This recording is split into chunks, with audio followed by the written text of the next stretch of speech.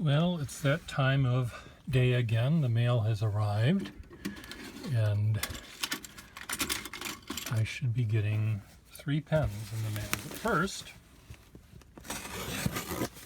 in this box should be 20, count them, 20 or 22 or some number. New old stock felt fezzes. So my moths are going to be very, very happy. Ooh, there are 2 bright blue ones. How do I look? And the others are navy blue. And my plan is, I have a cunning plan. Other than feeding my many moths, I have a plan, which I will explain to you another time. Okay, ready? Here's this one.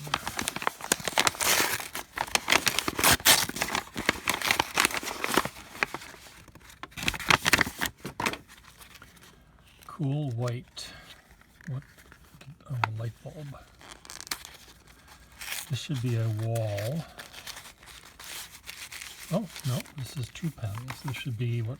A Skyline and a Schaefer. Now,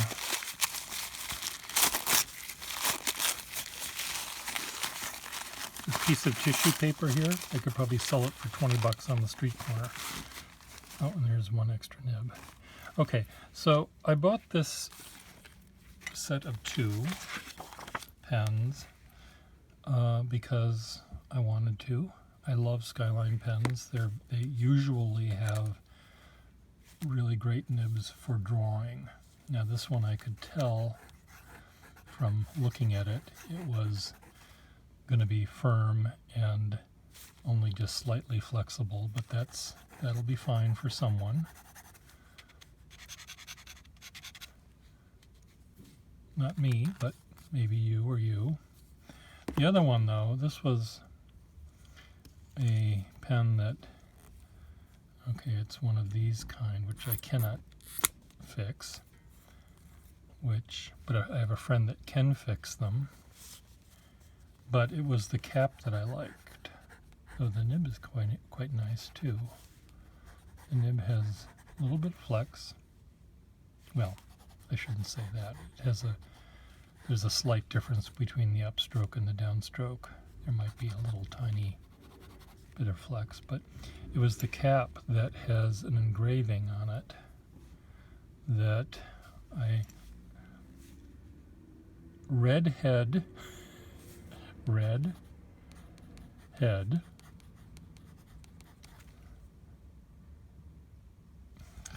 Okay, where's my loop? Redhead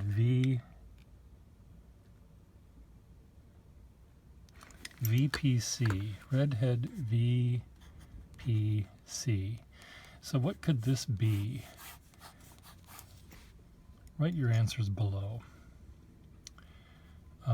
As you know, as many of you know, I like pens that do have engravings on them. You hear that noise in the background? They're building a bridge. They're building a railroad, and that's what I get to hear all day long. Redhead VPC. Anyway, so these 2 pens. Now this one. This is one that only Per Gustafson would love. No. Maybe not. We'll see if I love it or not.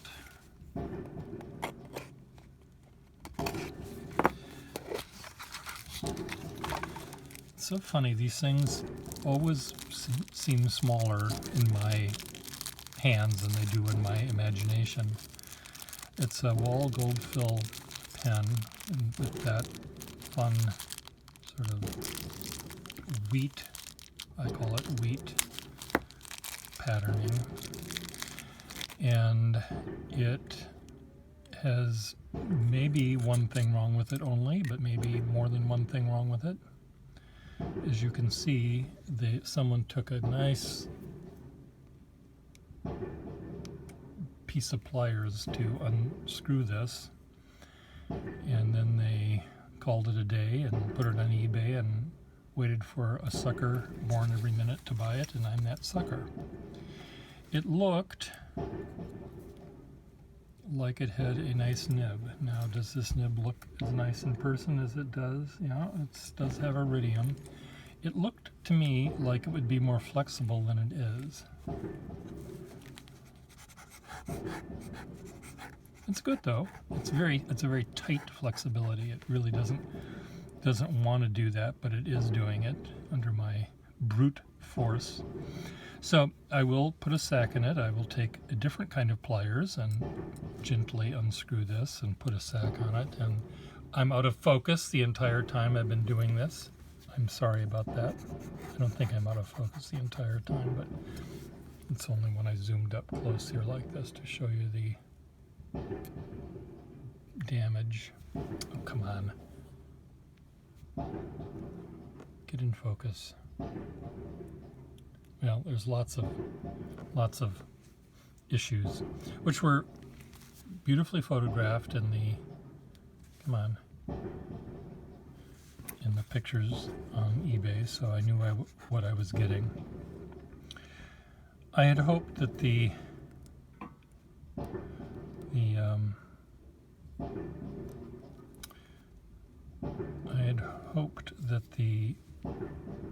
pen was going to be a little bit more flexible than it is, but I think I can learn to live with it.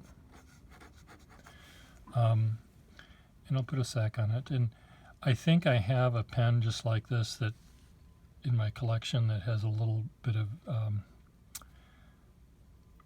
wear happening along the inner cap here, so that it's corroded, so I might just switch caps while I'm at it, upgrade a pen a little bit more, and downgrade this one a little bit more, or I'll just leave it the way it is, who knows. So these are the two pens. You see, you can even see that these metal pens, if there's moisture that happens, there's corrosion on the inside, which I can see there's a little tiny bit of raised up area where that's underneath, causing some little trauma for the 60, 70 years that this pen has been in existence. It probably won't go bad in my lifetime.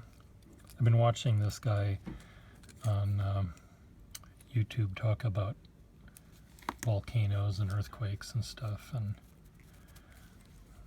some of these pen problems are on the geologic time scale rather than immediate time scale. So sometime long after I'm dead, the cap will have a problem, but I'm going to be dead, so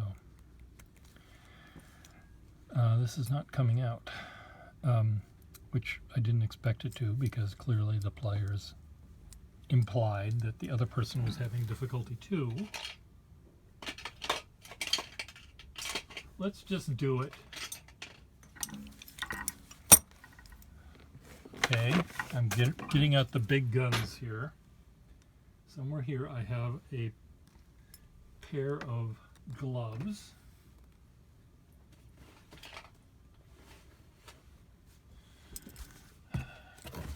Why do I have 28 fezzes on my desk? Why do I have 28 fezzes on my floor? So here's my glove.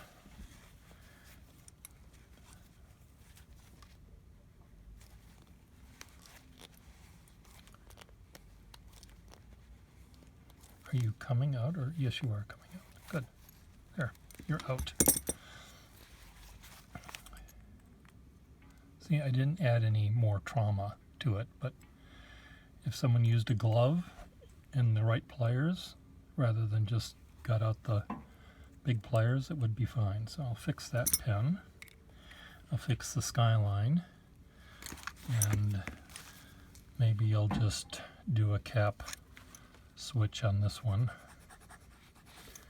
I do have to get this pen. I cannot fix this kind of pen, but I have a friend that can fix it. Actually, it might work, come to think of it.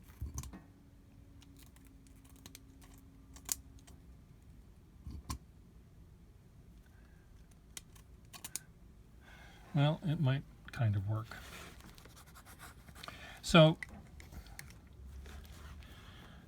I spent a good long time creating a video recently about matching the correct nib to the correct pen for the correct use. And I posted it on YouTube, and I also posted it to a fountain pen forum where there are very sophisticated pen collectors that wax poetic about all of their very expensive pens and very beautiful pens and very rare pens, and they don't just show a yellow duofold, they show a dozen of them. And so they're very sophisticated. And I was asking them what would be the correct nib to go in that big duofold senior. Yes, I know a duofold senior nib goes in there, but should it be a fine point or a broad point or a flexible point or what? And crickets are heard in the background. No one seems to have a clue what I'm talking about. Maybe I'm just talking crazy talk.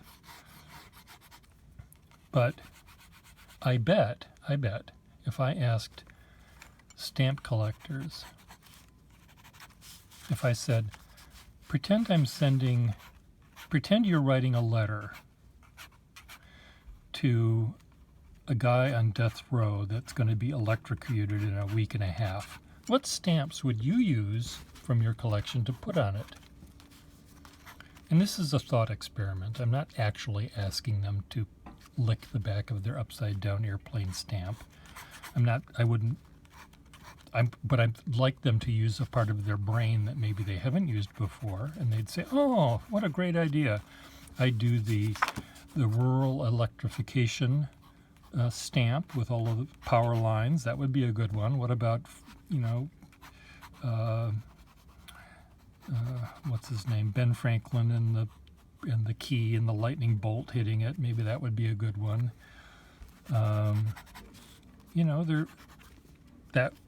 That would be a fun little project to think about, don't you think?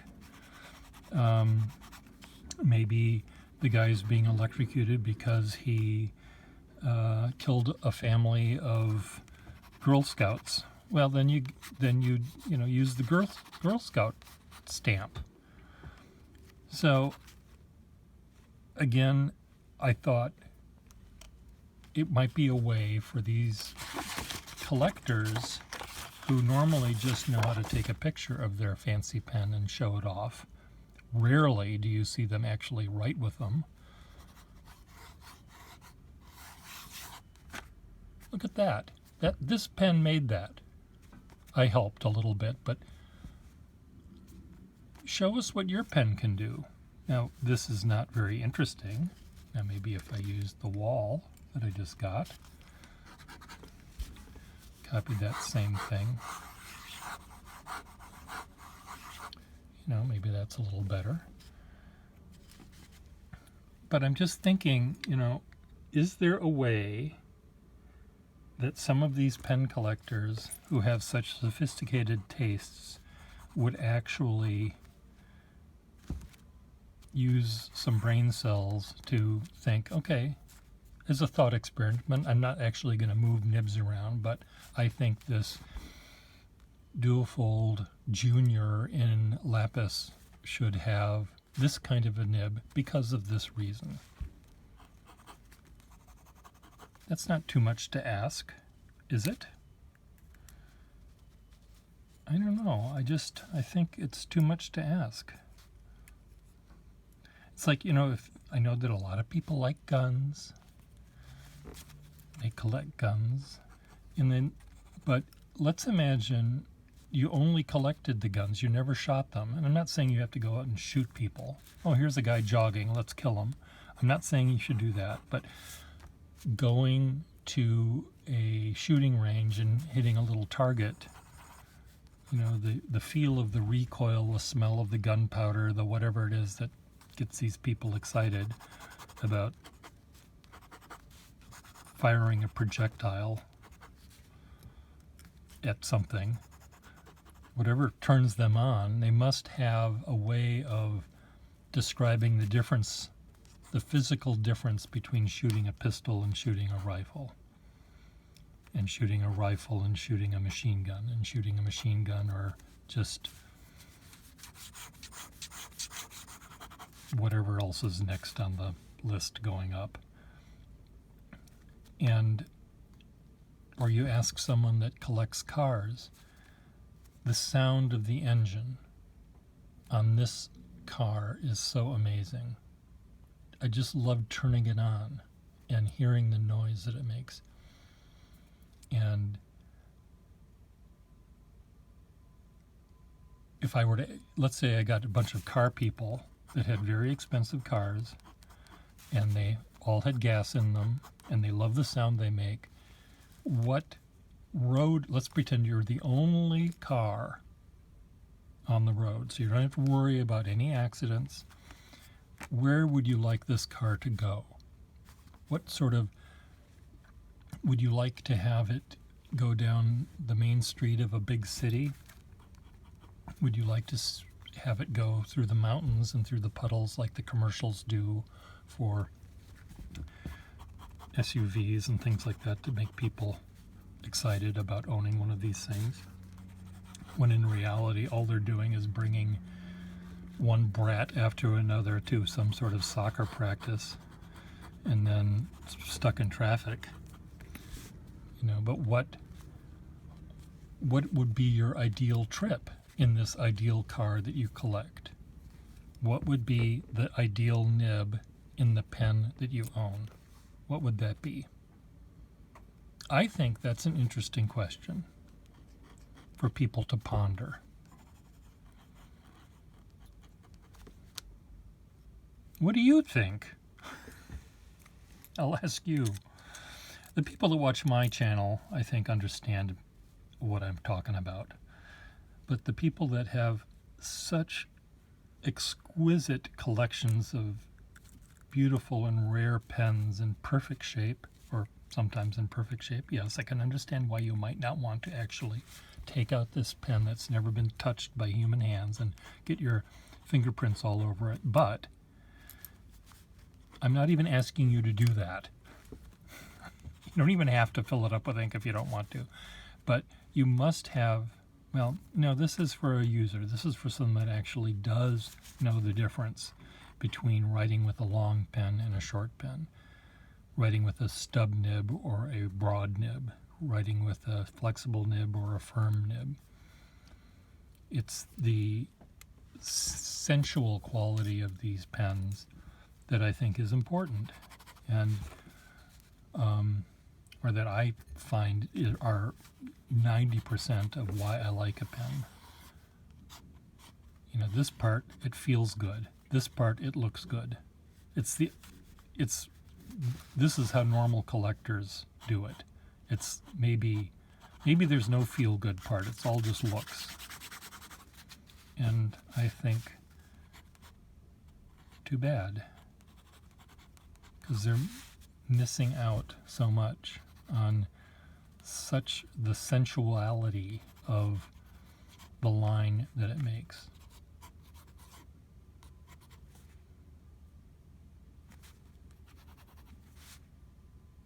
Now, another part of this thing, let's say, maybe to make it maybe a little easier, let's say you have this pen. This is a pen that you have. It has this nib on it. That's the nib that it has. It's this size. It's this shape. And you don't even have to think of the actual person. But what would this pen write? Would it be a novel? Would it be a poem? Would it be a letter? Is that easier? Is that harder? Or is that just stupider?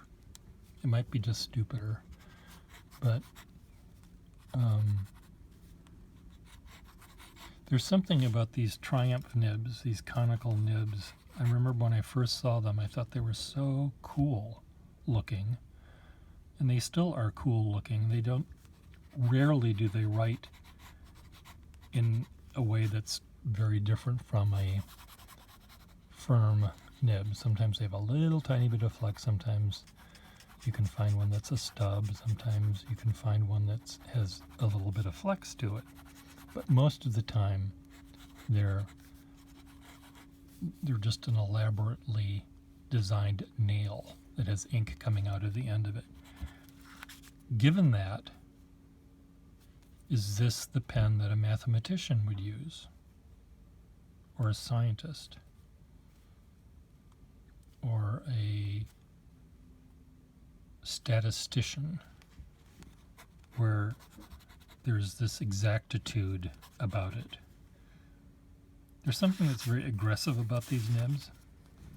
Maybe the name Triumph nib, it makes me think of, vanquishing the foe. And this would be the pen that someone would use to write the tactics for attacking the bunker on the hill over there. Platoon X goes up the ridge Y and then attacks the left flank. Is that what this pen would be perfect for? I don't know. I just think that there's so much more to a pen than its looks or its value.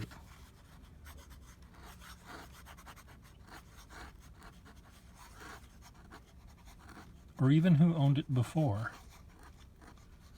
It's not owned by them now, it's owned by me. This nib is a little tiny bit scratchy, and there's not a lot of iridium there, and my fear is that someone could have put it on emery cloth and tried to make it smoother, but they just took off some of the iridium. So it's not as nice as I'd hoped it to have been. This is a slight disappointment. Only slight. Has a nice cap. Nib is perfectly fine. It works. And I can put a sack in it. And those little plier marks don't bother me none. Well, they don't bother me. I knew they were there, and I bid accordingly. I mean, those scratches, account for a good 50% of the value of the pen, I think. Because those sections are hard to, a regular hard rubber section doesn't fit in them. You need another metal covered one.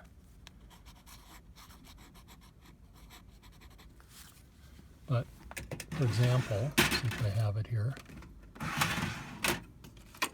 see this thing? This is the same pattern, but what's missing? What's missing in this pen? Yep, you got it. The lever is missing. But as you can see, the golds are not exactly the same color, so they're not interchangeable. What about this one? No, different pattern, also missing a lever. So these pens, the pens that I have here at my desk that don't have levers are ones that I've fitted with very nice Victorian dip pen nibs. So I just use them at the desk and I dip. They're just a holder that holds more ink. And so I don't actually need a lever to fill them up. So anyway, I don't know. Tell me if I'm crazy or not. Well, no, you know that I'm crazy. I know that I'm crazy. You don't have to tell me that.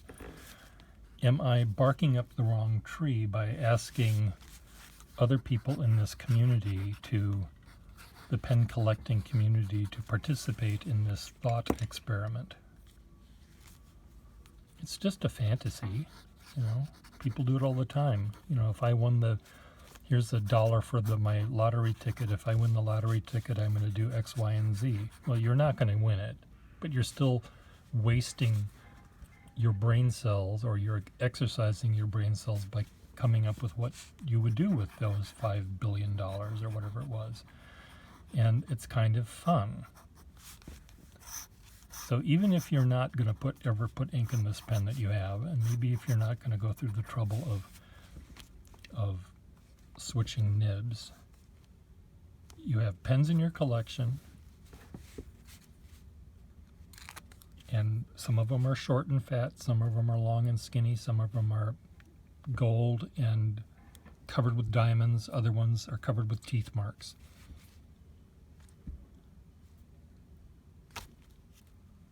Given that they're pens and they're tools that were to be used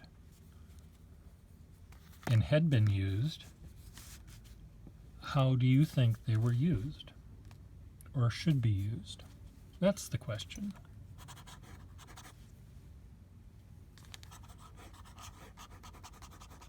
I have a desk set. I've just moved this desk set over here. And it's a desk set. It cracks me up thinking about it, and I could drag it all the way out here, but I don't think I will. It's a Parker 61 desk set, and it's really long, big black slab of glass or marble or whatever it is, and there's a pen over here. Way over here there's another pen. And in between there's the little Parker symbol that looks a lot like the Lincoln town car symbol. That looks like that. And when I saw this thing, I immediately thought of the back seat of the limousine, and here's Gorbachev over here, and here's Reagan over here, and they're signing the documents. And this pen and that pen are sort of more or less in front of them, but they don't have to get too close to each other. And it just cracks me up when I see that, because it's so far apart. Most of them are, you know, like this. You know, they're this far apart, but that one was twice that distance. And there wasn't a horse or a elephant or anything in between them. It was just space, and it cracks me up. Immediately I thought of this use for this pen set. Now, of course, it was not used for that, but that's what I thought, because my brain does that. It thinks. Does your brain think? Boy, that's snarky, isn't it? Goodbye.